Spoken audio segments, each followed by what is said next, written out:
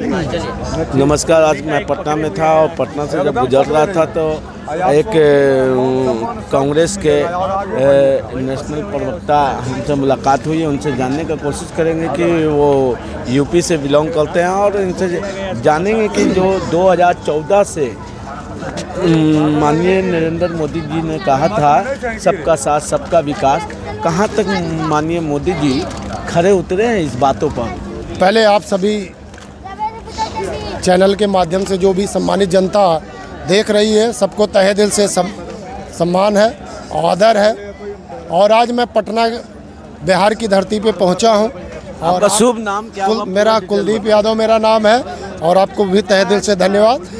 और मैं इस समय पटना में आया हूं तो आने वाले चुनाव का परिणाम भी देखने के लिए कि यहाँ पे हमारे पार्टी के जो नेता हैं, जो हमारे कर्मठ सिपाही हैं, किस प्रकार कार्य कर रहे हैं। आज बिहार में एक ही चीज़ देखने को मिल रहा है कि सबके जुबां पे एक युवा नेता तेजस्वी यादव, जो 17 महीनों में उन्होंने इतिहास रचा था और कांग्रेस राहुल गांधी जी के साथ इंडिया गठबंधन में हैं, हमारे गठबंधन के नेता हैं और कांग्रेस की गठबंधन रहेगी। और बिहार की जनता विकास पे, भ्रष्टाचार पे वोट करने का काम करेगी। राहुल गांधी जी ने कोई किताब लिखे थे, वो किताब आपके पास हमने देखा। जी, इस किताब में क्या है और कितने पन्ने हैं? देखिए, इस किताब को दया शंकर मिश्रा जी ने लिखा था और 21वीं सदी का 2014 से लेकर 2023 तक 2023 तक की पूरी गाथा इसमें लिखी गई है। 2014 में आप सबको याद होगा कि हमारे देश में एक मोदी नाम की आंधी आई थी और उससे पहले दिल्ली रामलीला मैदान में बाबा रामदेव और अन्ना हजारे का आंदोलन हो रहा था।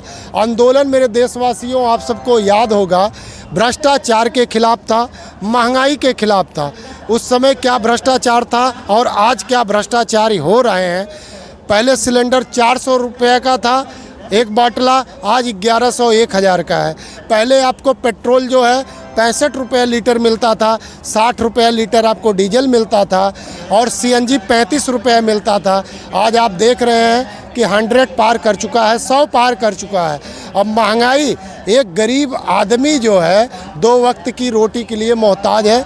अगर किचन में, रसोईया में, आपके घर में टमाटर है तो प्याज नहीं, प्याज है तो लहसुन नहीं। ये समस्या आज गृहिणियों का हुआ है। और रही बात रोजगार और नौकरी की, आप सब ने देखा 2014 के बाद जिस भारतीय जनता पार्टी जब से सत्ता में बैठी, ना तो हमारे देश के युवाओं के लिए वैकेंसी मिली, ना तो किसी भी विभाग में उनकी भर्ती हुई।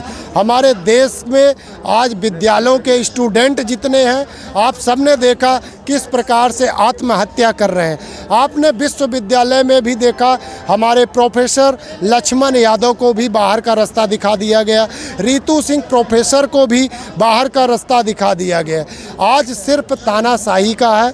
आज एक जाति विशेष को इन्होंने देश की सारी संपत्ति सौंप दिया है। किसको सौंपा है, हमारे दर्शक जानना चाहते हैं। आज हमारे देश में अडानी, अंबानी, चाहे रेल हो, तेल हो, वेल हो, पोर्ट हो, एयरपोर्ट हो, इंडस्ट्रिया हो, सब कुछ हमारे देश की व्यवस्था जो है एक बिजनेसमैन के हाथ में करने का काम Bharatiya Janata party, prime minister Modi ji ने कर दिया है। और आज इतने बड़े बड़े घोटाले जो हैं अडानी के ऊपर दिखाए जा रहे हैं, हमारी अमेरिका की एजेंसी भी दिखा रही है, लेकिन हमारे भारत की गवर्नमेंट, हमारे देश की गवर्नमेंट, हमारे प्राइम मिनिस्टर मोदी जी उस चीज़ को नहीं देखते हैं। और अगर गरीब कोई भ्रष्टाचार करता है, घोटाला करता है, तो उसके घर पे बुलडोजर चला दिया जाता है। आप सबने देखा कि संभल में कैसी घटना हुई।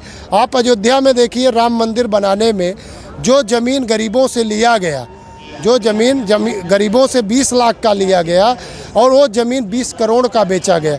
और आज अयोध्या में आपने देखा कि अयोध्या की जनता ने सांसद ही चुन दिया, सपा का सांसद वहाँ पे बनाने का काम किया।